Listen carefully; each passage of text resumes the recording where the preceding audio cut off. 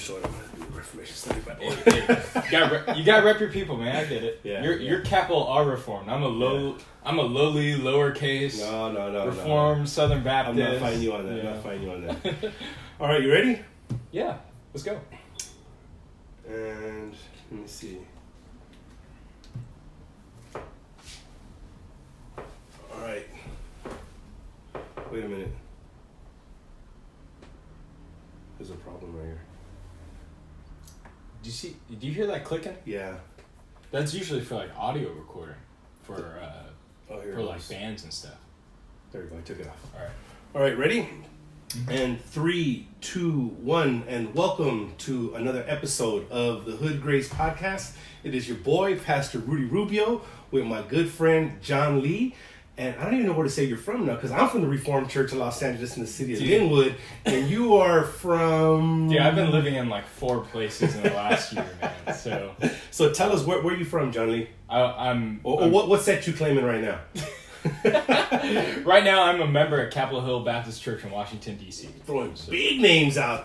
Snap. Those are the big Christian gangs out there, bro. I am a young Christian nomad. I lived in Los Angeles, doing work at Bethany Baptist Church in Bellflower. Give it up, PJ. And then moved to Louisville, where I did 1 semester. Louisville. You gotta say it without moving your mouth. Yeah, Louisville. Louisville. At Southern Seminary, where I did a semester there, and I was a member of 3rd Avenue Baptist Church with Greg Gilbert up there.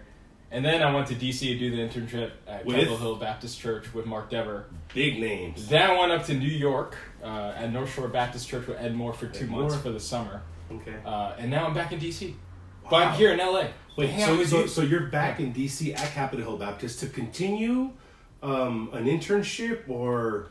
No, so long story short, someone is helping out with my degree. So I don't need to worry about that. And the 2 brothers from the church have been super kind and letting me live with them.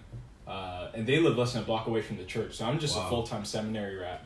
Get to be there for at least the next 12 months and just study. So you're at what seminary right now? So I'm at Southern. I'm going to be doing it online. Online. And then like going in for modulars and stuff like that. Okay, so intensives. Yeah. Okay, yeah. Cool. But I'll be doing that full time. So by God's grace, I don't need to work. I support Race a little bit for food. Still in the process of doing that, so you can pray for me. I hate people like you, but it's okay. I'm sorry, I didn't say that online. I said that live. Forgive me. No, bro, hey, I was going over my student debt the other day, bro. Like how much I owe, and it's like, it's no joke. So all kidding aside, it really blesses my heart to know that there are people out there that will invest in the next generation of pastors and church leaders to not give them more debt to hang over their heads before they even get into ministry. Yeah, man. I mean, it's really encouraging to know of brothers that have been blessed by the Lord financially. They're willing to use it for gospel means. Yeah, for sure. Because I'm just like a young single dude. I mean, if we're talking about most... Ladies, he said, young single dude. Get out of here. You're like every pastor I know and trying to hook people up. No, I'm not hooking nobody, but I just let it be known. My boy said he is single. Get out of here. No, I'm just kidding. But like these people that have financial resources are willing to invest it in gospel opportunities that they know won't like generate numbers that they could bring back to their church. Yeah. Or like bring about a bunch of tangible results right away, but just because they know that it's a godly good thing. Yeah. And they're trusting that the Lord will be able to use it for his kingdom long term. I mean, it's just been a really blessed thing that I'm just so grateful to be the recipient of. So that's dope, man. So how long have you and I known each other, John? Dude, we've known each other for like, what, 3-4 years? 3-4 years? It's dope. Yeah. It's crazy. Yeah, man. I met you through PJ? Yeah, I think so. Through PJ? And PJ is pastor of? Bethany Baptist Church in Bellflower, California. Formerly known as? First Southern Baptist Church of Bellflower. Just to make sure people know what we're talking about in case they're like, oh, I never heard of that church. I think it stopped existing, then started again. Yeah. And what he did was he pulled out the original name of the church, right? Yeah. So when the church was planted, they had debates about what the name would be. Yeah. They settled on Bethany Baptist Church. In the 80s, there was a bunch of Oklahomans that like moved into the area. Mm-hmm. And it was kind of like hungry hippos for people. They're just trying to get whoever they could. So they thought like maybe if we change our name to First Southern Baptist Church, then these Southern people would see Southern Baptist and be drawn to it. It didn't work, but okay. But yeah, so they changed the name back to Bethany Baptist. Okay, it sounds strategic. Yeah. It was strategic. Southern Baptist just doesn't carry a good connotation in Los Angeles, man. Well, neither does Reform sometimes. And we That's still true. chose to name our church Reform Church. Hey, we're still a Baptist church. Yeah. But we had a brother once that was... I wasn't there for this. Yeah. PJ was telling me about it. There was one brother who wasn't happy about changing a name. And he told all of us, he's like, look, I didn't come here for the name. I came here because of the people. Amen. Right? And Amen. PJ was like, yeah, but like some people aren't even going to walk in to see the people. Because of the name, yeah. So there was like a manager of the restaurant that they were at. So they called him over Mm-hmm. and they asked him like, okay, like we're not asking you to like be nice or anything. We just want your like first thoughts that come to your mind yeah. when you hear these words. Just tell us exactly what you think. We're like Southern Baptist. And he was like white, crusty, old, dated, ancient. And then that's when the brother who was like, I came here for the people, he turned and looked at PJ and he was like, let's change the name. Let's change the name. we're done. Like, get us out of here. Yeah. Well, that's good. Yeah. That's good. And Bethany Baptist is growing, right? By the grace of God. Dude, God's been so kind to the church. I mean, I'd say like for the first 2.5 years that I was there, it felt like we were just running on a treadmill. Like we were just going as hard as we could, but nothing was happening. But something happened around the 2nd, 3rd year mark. Yeah. Where God just like really moved the church to a culture of sweetness. Mm-hmm. We had maybe 60 members at the church with 1,100 on our rolls. Wow. So like think about all the souls that are not being accounted for there. My last Sunday there, last August, we finished cleaning up our rolls. Mm-hmm. So rolls actually accurately state like who's an active member of the church. Yeah, that's in good standing. And then in the last few months, they passed a new statement of faith. Uh-huh. I remember seeing that on social media. Yeah, passed a new constitution and bylaws. I remember seeing that. And then 2 Sundays ago, recognized their first lay pastor. I remember seeing that too. Ben Bradshaw. As well. So now they have a plurality of elders, clean membership roll. I mean, I couldn't be happier for the church. Yeah. It feels like home, even though I've been gone for like a year. We're on year 2, and we're about ready to clean our roll as well. No, that's the truth, Yeah. bro. If I'm going to be transparent, like, Yeah. we've got people that we've walked through membership classes that seem to be gung-ho and on board. Now it's like, hello. Like, Yeah. You know? I mean, in Hebrews 13:17, right? Like, you as a pastor or elder have to give an account to God for your sheep. Yeah. It's just a real scary thing when it you don't is. know how the sheep are doing. Knowing that one day we're going to give an account for every careless word, you know? Those Yeah. things are scary as heck. But anyways, I don't want to talk about sad things. Tell us about your experience as an internship. Mark Dever is a huge name in our world. Yeah. You know, written multiple books. Us as a church plant, we studied a couple of his books. You know, 9 Marks of a Healthy Church. We bypassed some of the Baptist sections. I mean, obviously you have to skip it because if you read it, you'd be convinced, right? So it's a different conversation. I gotta get my digs in where I can. Yeah. So. But yeah, amazing brother, knowing his just like the simplicity of what they do. Like no tricks, no schemes, no games, no. It's just like the gospel. Jesus, you know, loving on his people, expository preaching, church discipline, you know, which is something that we've had to encounter and deal with in such a young church. What has that been like for you? A young Asian kid from Southern California, right? Yeah. Originally, Cyprus. Yeah, Cypress, California. And then boom, going over to a church as historic and as big as Capitol Hill Baptist. Yeah, I mean, like in some ways, I'm a grandchild of CHBC. So PJ did the internship with Mark in 2008. So he learned a lot of that stuff. And then when I was helping PJ out in the revitalization in LA, it was like I was watching Neo. You know, like certain like controversies or fights would come up, and it was just like PJ knew what he was doing.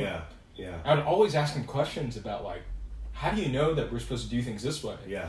And he would either call back to reading material that he had learned during his time in DC, or the stuff that he had like seen and from conversations that he had with pastors out there. So the cool thing about the internship in DC is that it really is a sacrifice of the church. Yeah. They house us, they give us a stipend for food, and it really is like a crash course on ecclesiology. Yeah. So a lot of people go to seminary and they want to become pastors and they learn the languages, they'll learn robust theology, but they don't learn a ton about what a church actually is. Practical application. Yeah, and also just like, what is a church? Yeah. So I would ask pastors, some of them that have been pastoring for decades, what a local church is, and they would just waffle on the answer. Yeah, that's sad, isn't it? Yeah, it is sad. It's sad. Yeah, but I think it's a result of kind of the way that churches have gone in the U.S. for the past century. Yeah. So what they're trying to do with this DC internship isn't that you get any pastoral experience, you don't do any teaching, you're not doing any like counseling. It's all behind the scenes stuff. Yeah, there's almost no hands on. They almost deliberately don't let you do hands on stuff, and all you do is you sit in a room with 6 other men from 8:30 to 5:30 every day, and you just read. Wow. You just read stuff on the church, and it's almost like there's this conversation for 500 years and honestly for 2,000 years on what the church is that a lot of guys just don't know about. I think it's gotten lost, like you said, in American Christianity, right? Especially with a whole bunch. Now, I got a couple of Baptist jabs for you, but first, speaking of Baptist, I want to give a shout out to the homie Jihad El Karaki. You know who Jihad is? No, I have no idea. Bro, I love this dude. He's a thief. But let me explain to you why. I don't want to get a bad impression. Jihad, bro, is marrying a dear sister and friend of ours tomorrow. Dang, Jihad, tomorrow, my dude. Crazy. My daughter's gonna be my daughter who was asleep on the couch when we walked in right now. She's one of the junior bridesmaids. And I said thief because he stole my sister's heart. You know what I mean? And that's why I say thief. Like it's all good. Is she a Baptist now? Huh? Is she a Baptist now? I think he convinced her, bro. Yeah, I think he did. He used the Bible. She wasn't with us long enough. Hey, but his bride, Delia, she's beautiful inside and out. She's awesome. I couldn't be happier for them. He is a pastoral intern preaching. He's at Sovereign Grace Reformed Baptist Church, right, Jihad? Oh, praise God. Yeah. Is it Orange or Pasadena? No, it's in Ontario. Ontario? I think it's Ontario. Sovereign Grace Reformed Baptist Church. Yeah. Solid dude. Love him. Love Sovereign Grace Church. Yeah. Well, I'll always hang out. Anyways, I'm going to be blessed to be a witness tomorrow when him and Delia covenant in front of friends and family. So really excited for them. Yeah. Good dude. So shout out to you, Jihad. Grateful. Ontario. Yeah, Ontario. That's what I said, right? Ontario? Yeah. Grateful for him and excited to see them come together tomorrow, you know? So now you're at Capitol Hill Baptist. You'll be there until you finish seminary? I'm not sure. So Southern Seminary kind of works where you have your credits and kind of categories that you have to do classes in, and it's kind of choose your own adventure. Okay. You pick your own classes. You go at your own pace. But you have to have there's certain criteria you got to meet. Or you can MA, MDiv. MDiv. But like, if you want to get your degree, you have to meet those requirements. Yeah. But in terms of like a schedule of how you get there, or a plan, it's just kind of up to you. So I'm taking 6 classes this semester, but I'm doing it full time. Right? I know, bro, but I was doing 4 classes while I was planting a church and having a hospice chaplain job and podcasting and blogging and family and everything. So yeah, exactly. So really, like when I think about brothers like you or other brothers I know in seminary that are working or have a family, I mean, y'all are hustling way harder than I could. So I'm grateful for ministry. You'll be done in 3 years? I don't know, probably like 2 years, maybe on 2 years with 6. Okay, cool. Yeah. Because usually a normal track, right? Is about 3 years. Yeah. Because I know for me it was distance learning, and I was doing full-time distance learning. It took me 4 years, as opposed to some people doing it 5 years. Yeah. It's like, no, let me get out the way. I'm going out to my doctorate, homie. You know what I mean? I got to get on this. You're actually planning on getting your doctorate? Is that something that you want to do? I'm enrolled, bro. I start in a couple of months at Covenant. See, this is what happens when you leave LA for like 8 months. I'm just completely out of the loop. I don't know what's going on. I got accepted. I'm going to come back and you're going to already have a PhD and be teaching somewhere. So the day after you leave, I will stop being Pastor Rudy, and I will become Reverend Rudy. Dude, you're evolving Pokemon stuff. Hey, bro. Ordained minister, word and sacrament. For us, it's a huge deal. Right. For my tribe, bro, it's taken 8.5 years. Oh my goodness! Yeah, because you actually started the process because you have to have a bachelor's, 4 years, right? Okay. And then to get your MDiv, minimum of 3 years. It took me 4, distance learning, right? And I had to write a 35-page credo after I finished my MDiv on what I believe, why I believe it, you know. Dang, man. And then get examined by our classes, which is our presbytery. Yeah. In the Dutch Reformed world, the term translated presbytery is classes, which is a word that. Yeah. So if I could ask the Reverend to be like, when you become ordained, like what privileges or like status do you gain in like the RCA It's like He-Man, bro. When I pull back and I pull out the sword, it's like I have the power. You know? Yeah, the robes. No, it's Do you get to lay hands and give people the Holy Spirit? Yeah, no, or heal. Okay, yeah, I want the tongues and the healing and all that stuff, but yeah, I don't think I'll get that. What it comes down to is being an ordained minister, word and sacrament, is becoming a minister within the Reformed Church in America.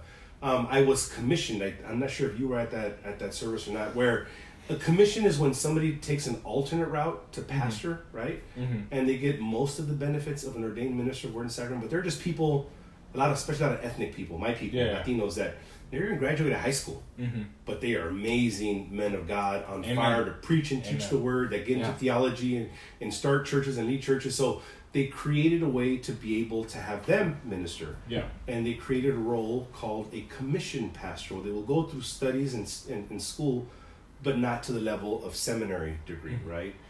So that's what I was. But they get commissioned to a specific ministry for a specific reason, right? Okay.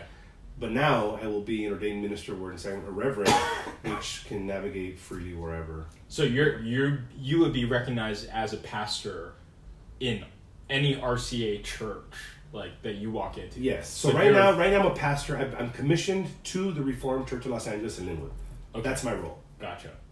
When I become ordained, it'll be an ordained minister of word and sacrament, which is a huge deal in the Reformed world and Presbyterian world. You know? Gotcha. So that's going to happen. And then in 2 months I start my doctorate. Dude. St. Louis, Covenant, homie. Covenant? Dude, that's awesome. Yeah, Covenant Theological Seminary. That's a lot of fun. I'll put in a good word for you there if you want to get your doctorate there. Well, when I was at Cal Baptist, a lot of the profs there just love Covenant and have great things to say about this. Yeah. So tell us what's happening in your life right now. What are you in LA for?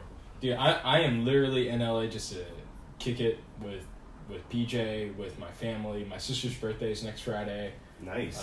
So get to spend that with her. And honestly, just catch up, man. Like, I haven't been here since December. And we didn't get a chance to connect back then. Yeah, we didn't. So this is my chance to kind of come here and just catch up with guys, encourage them. So meeting up with different pastors, different friends from home. I mean, LA at the end of the day is where I want to be long term. So yeah. So what was it like? Mm-hmm. So it was funny, dude. We were at T4G. Yeah. Right. It was one in Fullerton. T4G. No, not T4G. Are you talking TGC West? Yes. I wasn't there. I know you weren't.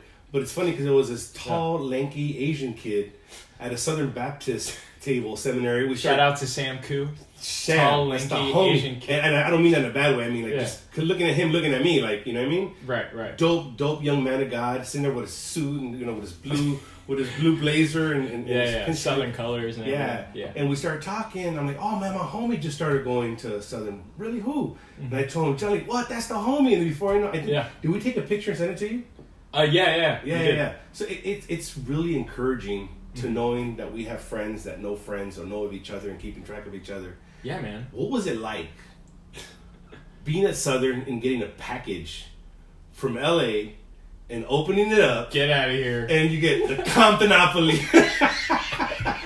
Bro, I still haven't opened it. Really? I have it. Are you kidding me? Still, it's almost like a relic. Don't touch it. Yeah. Like people see it and they'll always comment on it when they see it.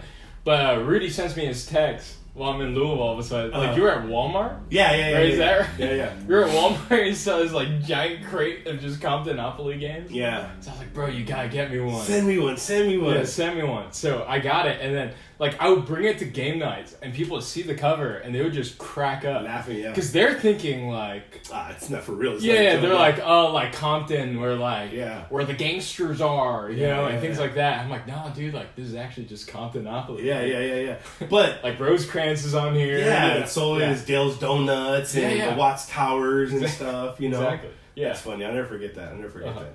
But it's in my room in DC. It's in the living room. Yeah. But let me tell you the irony. Yeah. So as I'm walking around looking at books, like typical Calvinist I am, right? Mm-hmm. Buying too many books, I bump into Ligon Duncan. Right on. And I start talking to him, and I'm like, "Thank you, I appreciate your ministry." Just a typical fat boy, you know what I mean? Yeah. And then I'm like, "Hey, can we take a picture?" He's like, "Yeah, let's take a picture." Guess where we took a picture? What came out in the background? What came out? Southern Seminary, bro. A Dutch Reformed doing a Presbyterian taking a picture in front of a Southern Baptist Seminary table, bro. It was hilarious, bro. Yeah, that's pretty funny. Ligon might know more about Baptist theology than most Baptist pastors. Bro, I've heard him and Mark Dever engage over baptism and stuff. Yeah. And Ligon knows a lot. I was like, oh wow, he knows his stuff. He understands Baptist polity better than most Baptist pastors do. Yeah.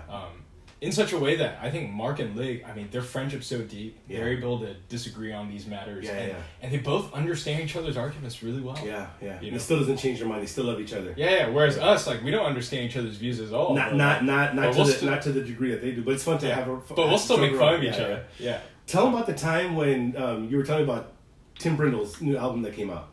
Get out of here. You gotta say it, bro. Why are you setting me up like this? No. It's hella funny. So, like, I'm listening to Tim Brindle's The Unfolding. Excellent album. Highly recommend it. Except for the way one of the songs ends. So I think it was, like, Water Baptism. And it was, like, 8 minutes of just Tim unpacking, like... the flood and everything, right? I'm like, yes. And then, like, at the end of a song... after you've been amening it the whole time. Yeah. I'm bumping it, and he just goes, so baptize your kids. Yeah. I'm like, no! Why'd you have to do that? Like, why'd you have to do... I get it, you know. Grateful for Presbyterian brothers and sisters that are preaching the word. Grateful for your ministry in LA and Linwood, man.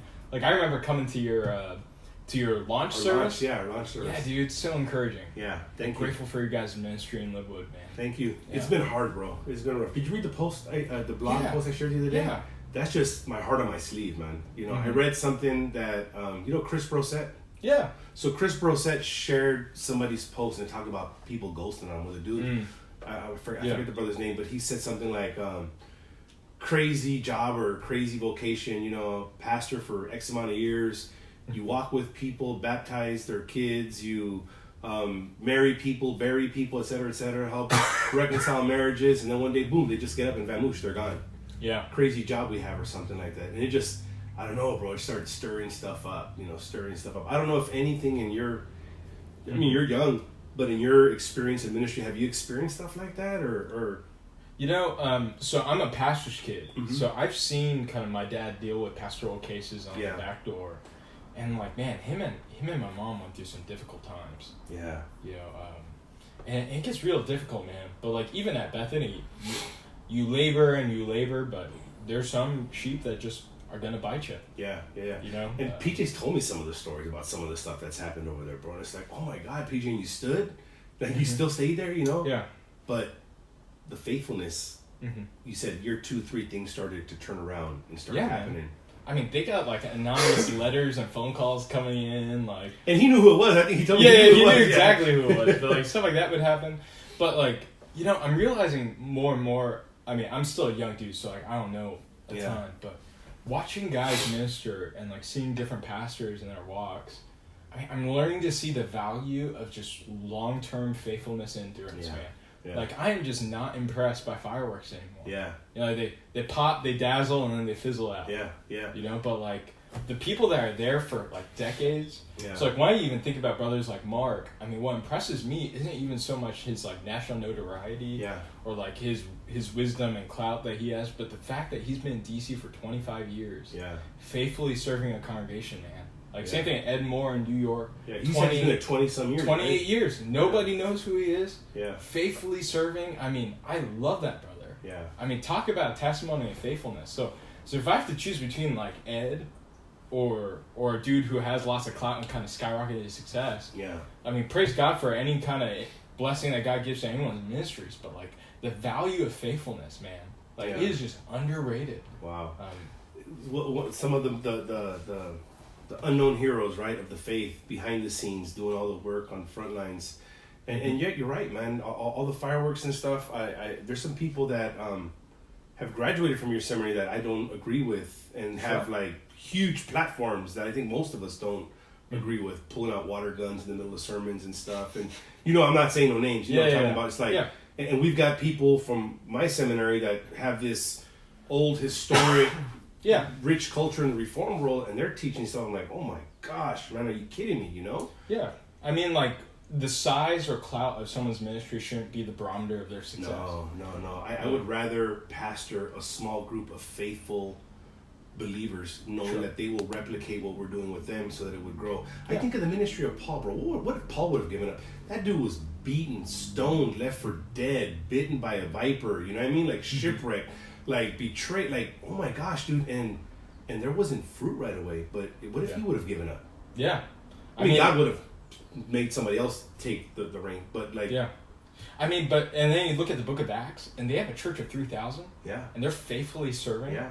But like, so size isn't so much good or bad necessarily. I mean, I think each size comes with certain benefits and challenges. Yeah. But like, faithfulness is just something that you can't manufacture. Yeah. You know, like, so you can have a large church and be very faithful. Yeah. And there are going to be people that are just bitter because you're big, no matter what. Yeah. Right? Or you could be a really small church and be really faithful. Mm-hmm. You're going to get people calling you out for not being faithful just because you don't see the tangible results right away. Or the bodies in the chairs. Yeah, I mean, like at Bethany, from year 1 to year 3, I don't think numerically there was any growth. Yeah. Like, I don't think numerically, like if someone's like running a line graph in terms of attendance at our church, like, I don't think anything happened. Yeah. But in terms of like the spiritual health of the congregation, I mean, it was like night and day, dude. Like, yeah. And I think that the... How can I say it? I want to make sure I'm not disrespectful to anybody listening. But the reality is when the stuff hits the fan, right? And it's time to roll up your sleeves and work. Like, you know who's there to really do the Lord's work and who wasn't, you know? And I think a lot of that showed through in the article that I posted about being ghosted. Yeah. Because my buddy Kyle, shout out to Kyle Blake, he said, right now online, he said, the value of faithfulness is underrated. Wise words from a young man. So shout out to you, John, for saying that. Also, shout out to Rudy right here. Also, shout out to Ramon Rivera and Sanford Perez Jr. out of Chi-Town. Mike Bagazlo from Oceanside, California, Redeemer Bible Church. Thanks for chiming in, guys. If you got any questions for us, feel free to state them or mention them. If not, we'll just keep rambling on. Right on. But yeah, bro. So in our church planting, it's been rough, man. Rough. There's been really good days, really bad days. Good seasons and just seasons where I just want to bang my head against the wall. But then this past weekend we baptized like 10 people. Praise God. You know what I'm saying? Like 2 whole families. And it's like situations like that make it all worth it. Like that's what we're fighting for. Not the huge numbers. I mean, we've grown, right? Yeah. But it's not the huge numbers. It's not the fog machines and the lights and I mean, I don't think that's a sin, but that's just not my get down, you know? Yeah. I mean, it's the way Paul talks about it, right? Yeah. Like, Paul plants the seed, Apollos waters. Yeah, and God gives the growth. God gives the growth. Amen. What are your plans, John? With everything that you've experienced as a pastor's kid, helping a revitalization team in Bellflower, at Capitol Hill Baptist, and then in Manhattan Wed Moore. Yeah. What's on the radar for John Lee? Well, right now, I'm just happy to be a church member of a local church. I mean... But you gotta have some kind of plans or aspirations or goals. Yeah, I mean, Lord willing, I would like to help participate in revitalization work in LA. Okay, so there's a dying Baptist church somewhere that isn't getting taken over by Presbyterians like you, brother. Then I would love to go in there and just help love the saints there. Yeah, and they're all over the place. Baptist churches, Presbyterian churches, a lot of RCA churches that are. Like, I see some of these dudes that have these buildings and they don't appreciate what they have. They don't understand the gift that God has given them to be able. We gotta set up and tear down every Sunday, bro. Yeah. Like every Sunday we have to set up everything, tear it down, and whenever we want to use the church for anything outside of our lease, we gotta pay extra for it. Yeah. You know, we don't have those privileges. And then there's some churches today that like don't understand the value of church buildings. Yeah. Yeah. You know, and don't see the utility of it as though, like, if you have, like, some kind of institutional structure, it's bad. Yeah. But, like, I was just at First Baptist Church in New York, that's in the heart of Manhattan, where, like, you definitely can't buy a building as a church anymore. Like, for under $20 million or something? Yeah, it's ridiculous. But they have Christians there that have been faithfully serving and utilizing that space for gospel work for literally centuries. Wow. Right? And it's like, and it's because of faithful brothers and sisters who saw the value of buildings and kind of building a foundation for future generations to be able to benefit from. Yeah. You know, and now we have tons of dying churches and a lot of church plants. And it would be great to see the Lord use buildings and and institutions like that to be able to really be used for gospel work in their cities, man. Yeah. I mean, Bethany Baptist Church is an example of that. Yeah. I mean, you got buildings paid off, you got parsonages. You know, like, let's use those resources for the kingdom. Yeah. You know, like, let's take advantage of that and really influence the community and shine a light for the gospel. What's one of the greatest ways that you think Bethany is doing that or planning to do that, or are they doing it already? Because I know that you guys have went through seasons there. I say you guys because to me you're still, if you're here, you're there, bro. I've you know what I mean? not been a member there since last August. So it's been like a year. Wow, that's crazy, bro. Dude, it was weird. So I went to preach for the church last Sunday. You're low battery, bro. That's okay. Still recording. And I went up and I said greetings from Capitol Hill Baptist Church. Oh, no, you didn't. Yeah, I did. Well, we said greetings from. Yeah. Because I'm a member there. Yeah, so you're bringing greetings to them from Capitol Hill Baptist. Yeah. Oh, so it's not like you said, good afternoon, Capitol Hill Baptist. No, not like that. What's wrong with that? And then when I did it in January, I was saying greetings from 3rd Avenue Baptist Church. Oh. Yeah, like, so like every time I come back, it's like I'm acknowledging what church I'm from, but then I always follow up with, like, you guys are my family. Yeah, exactly. You know, I'm looking around, I'm seeing saints that, like, I've walked with, that I've been in the bunker with. Yeah. You know, and even, like, some of the saints that were more difficult when we initially came, I mean, like, when you're there for years and they know that you aren't just leaving. Yeah.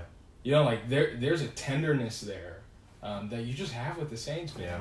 Yeah. Like, and they might bite me until I carry them over to the River Jordan, but then when I go to glory, man, I'm going to kick it with all those guys. You better thank me now, fool, that God used me to carry you over. Sure, but, like, you know, you're going to have those wounded sheep, man.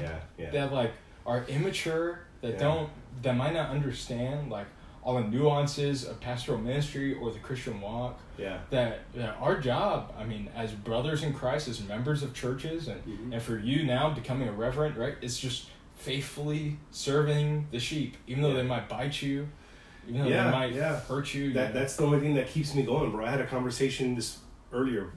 We were at the barbershop. My buddy, if he's watching, Adrian Lopez, he's going through a hard time personally. I'm not going to get into details, but I was in prison with this dude, bro. Like, we went through some really tough times together. And for me to be pastoring him from afar, not just as a pastor, but as a brother and somebody he trusts, you know, he's from up north, like in Madera.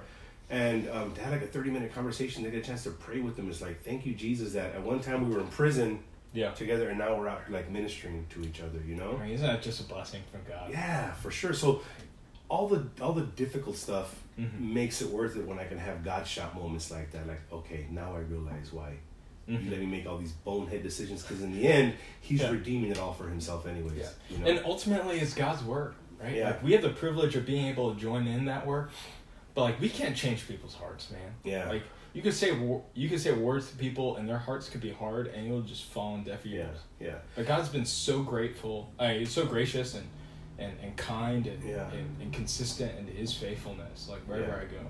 So. Do you know who Danny Hyde is? I want to give a shout out to the homie Danny Hyde. Danny Hyde is the author. Shout out of, to PK. Who? Sorry, I got shout out my Baptist homies that jump in. Oh, okay. I got some reinforcements. Okay, nice. He's up there in Hinson right now with Michael Lawrence. Who? Hinson Baptist Church. Where's that at? It's in Portland, Oregon. Oh, okay. So they're doing faithful work up there. Awesome. So Danny Hyde, the Reverend Danny Hyde, he's the author of multiple books. Hardcore Dutch Reformed Brother. He's URC, United Reformed Church. He wrote the book Welcome to Reformed Church, and it has like the black shoes on a welcome mat or whatever. Huh. Anyways, he logged on right now. He said, "What's up?" Awesome. He's actually going to give the call to worship at my ordination That's service. exciting. Yeah, I'm excited. Yeah, dude. He's like, robe up, bro. They're a little bit more traditional where they preach with robes on every Sunday. And do you have your right robes, Rudy?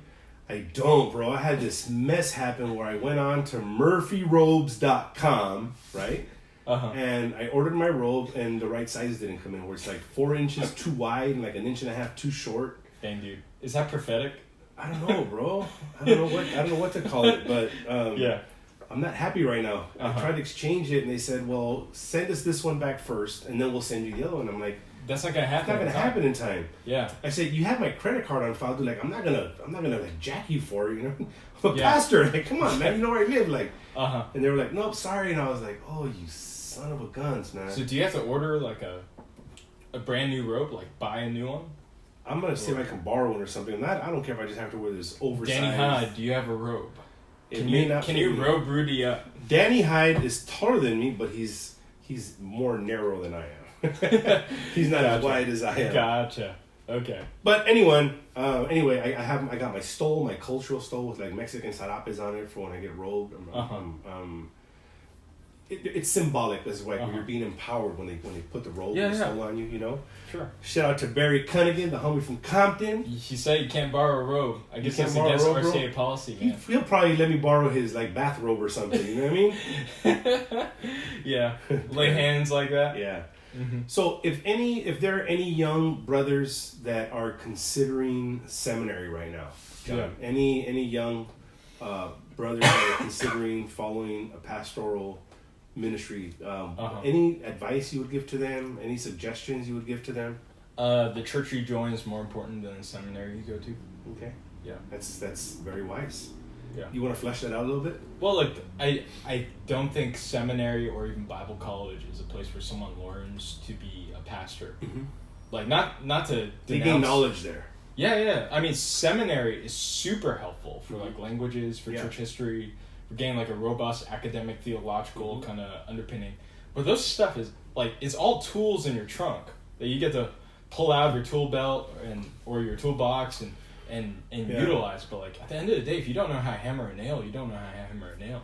And you can read 26 different books in different languages on how to hammer it, right? Yeah, man. Like there's tons of people that will go to seminary and get a degree that won't pastor or probably shouldn't pastor. Yeah. You know, if you really want to learn to be a pastor, it starts by being a good member of your local church. Right? Say a little more about that, because coming from me, I don't want anybody from my congregation thinking that I'm singling them out or talking to them. Yeah. But what does that mean? Because to me, it's about giving, it's about serving sacrificially, joyfully, and generously. Yeah. It's not just going to church on Sunday, right? But it's being giving, not just receiving, right? Like some people are very needy. I'm not speaking about my church in general, just across the board where people they got an issue, they want to talk to the pastor, right? Yeah. They have kids and they need a ministry for youth to put their kids in, like, and they want to take from the church, but they're not really concerned about giving to the church and helping build it up. Yeah. So, I mean, I preached on this last Sunday. Dude, Rudy getting calls from important people, man. That's my wife. So I have it on Do Not Disturb, but her calls go right through. Amen. She's the boss. Yeah. So tell us what did you preach on last Sunday? With the regular show, he hung up. Let's see here. So 1 Timothy 3, if anyone desires to be an overseer, he desires a noble work. An overseer, therefore, must be above reproach, the husband of one wife, self-controlled, sensible, respectable, hospitable, able to teach, not an excessive drinker, not a bully but gentle, not quarrelsome, not greedy. He must manage his own household competently and have his children under control with all dignity. If anyone does not know how to manage his own household, how will he take care of God's church? He must not be a new convert, or he might become conceited and incur the same condemnation as the devil. Furthermore, he must have a good reputation among outsiders, so he does not fall into disgrace in the devil's trap. But what people usually don't see is what Paul says at verse 14, after qualifications. Where he says, I've written these things to you, hoping to come to you soon. But if I should be delayed, I've written so that you will know how people ought to conduct themselves in God's household, which is the church of the living God, the pillar and foundation of the truth. And most certainly the mystery of godliness is great. He was manifested in the flesh, vindicated in the spirit, seen by angels, preached among the nations, believed on in the world, taken up in glory. So Paul's writing these things so that the church that Timothy is pastoring knows what godliness is supposed to look like, right? How they ought to be conducting themselves, which means these qualifications for pastors isn't just for pastors, right? I mean, you can't necessarily adopt the desire to pastor or the ability to teach, but all the other qualifications about character, I mean, your flock will naturally adopt the character of its leaders. Yeah, if you go talking a certain way or doing things a certain way, like the congregation picks up on it and they follow their leader, right? Yeah, which means that actually the most pastor qualified guys usually aren't the ones that get their receipts and then try to get a position and then start pastoring. It's the guys that already embody the character of a pastor. Yeah. The guys that are already doing the work of a pastor. I mean, the whole time that I was at Bethany, I wasn't a pastor elder. I wasn't. I was just a faithful member trying to do gospel ministry. And that's very humble and very... It was awesome seeing you this stuff because you were preaching right? Yeah. You were preaching. Well, PJ was very gracious to let me Yeah. go to the pulpit, Yeah. like as a member, and he was very open and kind of willing to give me reps and let me screw up behind the pulpit. But he trusted you. Yeah, He trusted you. He knows who you are. And he taught the congregation to not resent my desire to pastor. Mm-hmm. So even like my first Wednesday where I visited, I wasn't even a member of the church yet. And Peter was already teaching guys in the Bible study. He's like, okay, if God's calling John to be a pastor, he's probably not going to stay at our church if he comes. Yeah. Right? And he's like, so just know that any interactions you have with him, any encouragements, any conversations you have with him, just know that you are going to be encouraging and developing, Lord willing, a man who's going to impact future generations of Christians. Yeah, for sure. Right? So I'd be 19 years old walking up to the pulpit and like the church was totally cool with it. Yeah, that's dope. Like they were just so understanding and willing. You know, it was just a kindness from God, man. Yeah. Like a church that raises up leaders and understands the value of that. Yeah. I mean, you can't ask for anything better than that. That's awesome. So I've just been really lucky, grateful. I mean, in some ways I feel like I'm so stupid that God wouldn't let me figure things out or like have more options. Like God basically just told me exactly what to do. Yeah. And had wiser men telling me what kind of decisions I should be Yeah. making with my life, and I've been really grateful, man. That's awesome, man. That's awesome. Well, I'm glad that we got a chance to, and we had this plan like weeks ago, right? To do this? No, you texted me. I was just texting you because I was in Hollywood. Yeah. And I figured like, hey, like Linwood's not too far. I want to catch up with Rudy. And you were like, I'm actually in Bellflower. Yeah. So what's up? You want to record something or what? You want to record something or what? You're always down to record. Always down to spend time with you, brother. Yeah, I love sure. you. Grateful for your ministry. I appreciate you. So when we had our official launch service, right? Cause, and you know the story of our church. We started in a park, then a few months later we moved into the building, and had like 6 months of dress rehearsals, right? Until we had our official launch service, and it was great to know the people that care about us that were there. You know, that made the arrangements, made the time to go and hang out with us and show their support of us, you know? Yeah, man. And it was dope. But then the next week, they went from like 250 to like 60 people. We're like, whoa, what happened, everybody? And you realize it was a real church plant. Like, we started from scratch. How much difference do you think there is between church planting and church revitalization? So church planting, I think, is biblical, helpful, good ministry. I'd say, at least my observations has been with church planting, you have a lot of freedom, but you also have a lot of instability. Yeah. So you're starting something from scratch. Yeah, and you're trying to figure out who you are. Yeah. Right. So in a lot of ways, you kind of have to build the identity of the group, kind of understand what a church is. You have to do a lot of kind of preliminary teaching, but at the same time, there's an excitement. There's kind of things rolling. You know, you kind of get to do guerrilla kind of ministry. Yeah. Whereas with church revitalizing, what you're dealing with is a kind of more settled, established church that has been generally a pretty bad gospel witness in the area, which means you kind of know a little more what you're getting yourself into, and you tend to have a little more of that stability, but you're kind of working from a negative. Yeah, because you have to almost do away with the previous culture and reestablish a new one, like kind of like get rid of the old DNA because it didn't work. Yeah. Right?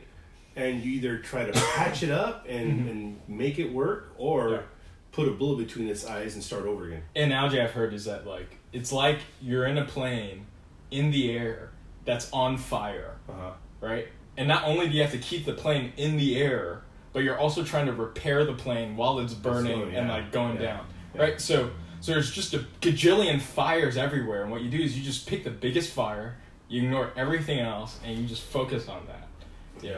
And then until that fire is done, then you move on to the next fire. And the fires can keep on. I mean, like, we had so much embarrassing stuff, dude. Like, I remember when people would visit our church for the first 3 years. I mean, they would visit the church, and some of them, at least in the early years, would just leave. Like, and we knew they were never coming back. Yeah. Other people would walk up after the service, and we would just tell them, like, don't come here. Wow. And we told them, like, hey, like, if you need a healthy church this isn't it right now. This isn't it. We got Encounter Church Bellflower. We have Bethel Grace. You know, like, there's all these other healthier churches. Like, where do you live? Yeah. Right? And we would just list off churches in the area that we know that are better. Bro. You guys would do and we'd be like, hey, like, we get it. We're under construction right now. Yeah. And so we're unclean. Like, don't come near us right now if you don't want to. Yeah. You should go to these other churches if you need, like, a good church to be a part of right now. But if you want to help us in this work, we need boots on the ground. Yeah. So if you're willing to come and help, like, by all means come. But if not, we're just not ready for people yet. Like, feel free to come back in like 3-5 years. Yeah. That reminds me of so our experience church planting. Well, there's a lot of people, bro, that they just want to come into church on a Sunday and expect everything to be ready to go, and it's the consumer mentality. But they don't really want to do the work. They don't really want to put in the effort. And some people, like Latinos, like we don't really have a lot of money, but we're willing to work our tails off to make things happen. So the people that have the money would rather just throw a check at you than actually dirty their hands and do the work. So we got dudes at our church that would come up and be like, hey, like I want to help serve the church. It's like, is there a ministry that I could be a part of? I'll be like, yeah, dude. And I'll pull out my church directory. I'd be like, I have 68 ministries for you. I'm like, just hand a list. I'd be like, hey, why don't you go talk to Jim or go talk to Gene or go talk to whomever. I'd be like, and why don't you just ask them how they're doing? Yeah. And start getting to know them. Or like, hey, there's that brother over there, and like, why don't you go get to know him? And honestly, like, that's where membership is really helpful. Yeah. It just makes those commitments that the body has with one another real clear. Yeah. You know, so like at the end of the day, it's not just like Rudy that has to serve me. Right? It's actually the entire church body together caring for one another and looking after each other. I mean, that's what you see in Hebrews 10:24-25. Yeah. Right? To forsake the assembly of one another. Yeah. Provoke each other to love and good works. Good deeds, man. Right? So like when I'm praying through the directory and when I'm thinking about my church and praying that God would bless the church, I mean, I'm coming in every Sunday like spring-loaded to encourage people, man. Like, there are people that I want to see. So, like, when I roll into CHBC, I haven't been there for 2 months, I mean, I'm making a beeline for Lois Watson, man. Yeah. I want to know how she's doing. Yeah. I want to set up a lunch for when I get back, you know? And it's that kind of member care and that kind of membership commitment that ultimately people want, man. Like, that's beautiful. You want to be part of a church. I pray that we can get to that. Yeah, so my post, the article I wrote said a lot about how we've had a fluctuation, a turnover of people, but God continues to provide, and we continue to love, and we continue to be faithful to His word. But I pray that we can get to that point to where we are that way with the entirety of the church, and not just a small core of people. Yeah, you know? Yeah, and the Lord will continue to work, brother. I mean, He will be faithful. Just keep preaching the word, encouraging the saints. Amen. You know, John, I love you, man. Thank you. Any final words for those watching or listening? On a podcast via iTunes later or live right now? Yeah, I don't know what to say, man. Like, read 1 Timothy 3. Read 1 Timothy 3. Pray for Rudy. Please, always pray for me. Hashtag pray for Rudy. Pray for me, pray for Linwood, pray for our church. I'm really grateful for you, bro. I'm really proud. Like a big brother pride, you know, when you're looking down, you see a little brother doing the right stuff. You're the big homie, man. You know? Yeah. I appreciate you. I'm grateful for your ministry, grateful for the seriousness of your love for Christ and the passion to serve His people. And I'm grateful for you, bro. Thanks for stopping by. If you are in the Washington, D.C. area, they should stop by where? Capitol Hill Baptist Church. Or if you live somewhere in the suburbs around, feel free to go on 9marks.org and click on their church search. So you can put in your address, and they'll have gospel preaching churches wherever you're located. And they'll kind of pull up a map with different churches that you could check out. Awesome. And if they're in the Bellflower area, where should they go to a healthy church now? Well, there's Bethel Grace. There's Encounter Church Bellflower. And now there's Bethany. And now there's Bethany. There you go. And now you can add Bethany to that. Yeah, it's actually like like the big structural pieces are done. Yeah. So we kind of can't say that we're not a healthy church. Yeah. So now you are a healthy church. Yeah. Bethany Baptist Church on Somerset. What time do they have service there? 10:15. 10:15 a.m. Yeah. Evening services at 5. Awesome. So. And if you're anywhere in the Linwood, Compton, Watts area, come down to. And you're Presbyterian. Well, they can be Baptist. We accept everybody, bro. That's true. We'll open to everybody. We're the sticklers. Yeah, we're open to everybody. Right. That's right. We do close off the fence, though. You know, we fence off the tables. But that's right. Know that you're welcome to come join us. We have a 12 noon service. We're at 3801 Cortland on the corner of Cortland and Bullis every Sunday at 12 noon. We're working on planting a church in the city of Wilmington, of Limas. And all over Los Angeles. Man. And we stuck a flag in LA, bro. Rudy's hustling, man. You guys are doing some good work. Hey, but some people think we just work on Sundays. We work for 1 hour on Sundays. That's right. One of the biggest blessings that God has given me right now, and I think you know about it, and then I'll end with that, is that last Sunday I was able to host chapel for the LA Dodgers. What? Yes. You didn't tell me this. Yes, bro. That's yes, exciting, bro. man. I'm one of the chaplains. Dude, I used to know Rudy Rubio. No, hey, bro, an opportunity to be able to lead a group of influential men that way with the Word of God and pray that they would use their influence to expand the kingdom is amazing. Is amazing. Working out some of the logistics to make sure it doesn't affect my church. I would never want that ministry comes first before anything. But yeah, it's an honor. That's awesome. Yeah, we'll talk about that. I don't know how you end the podcast, but can I pray for you? Yes, please. Let's pray. Lord, I thank you for Rudy and his ministry. I pray for Reformed Church of LA, God. I pray that you would protect the sheep there. Help them to grow in love for one another. Yes, Lord. Pray that they would grow to consider one another, to provoke each other with love and good words. Pray that the saints there wouldn't neglect the weekly gathering, but encourage one another all the more as they see the day drawing near. Pray that you would help Rudy, Chris, and other elders that you may raise up to shepherd your flock faithfully under the chief shepherd, Jesus. I pray that you would help them to herald your word well. God, I pray that you would give Rudy endurance and encouragement and strength as he continues his ministry. And I pray, God, that you would raise up many churches in the LA area that preach your gospel and display your glory. Praise in Jesus' name. Amen. Let me pray for you now. Yeah. And Lord, thank you for my brother John, for his faithfulness, such a young man, young in age, but wise and mature in spirit and knowledge and love of you, of your word, and of your people. I pray that you would guide him continuously in his journey to better prepare himself to lead your people by way of church revitalization or planting. And you have moved him around from church to church where he is gleaning, absorbing, and learning, as well as leaving his footmark there for your kingdom by way of your gospel, Lord. So bless him, be with him, encourage him, and guide him, and remind him every single day of the value and of his worth, that he might never forget it, that he would continue to be faithful to the work that you have set him on. In Christ's name I pray. Amen. Dude, hood grace turned into nerd grace.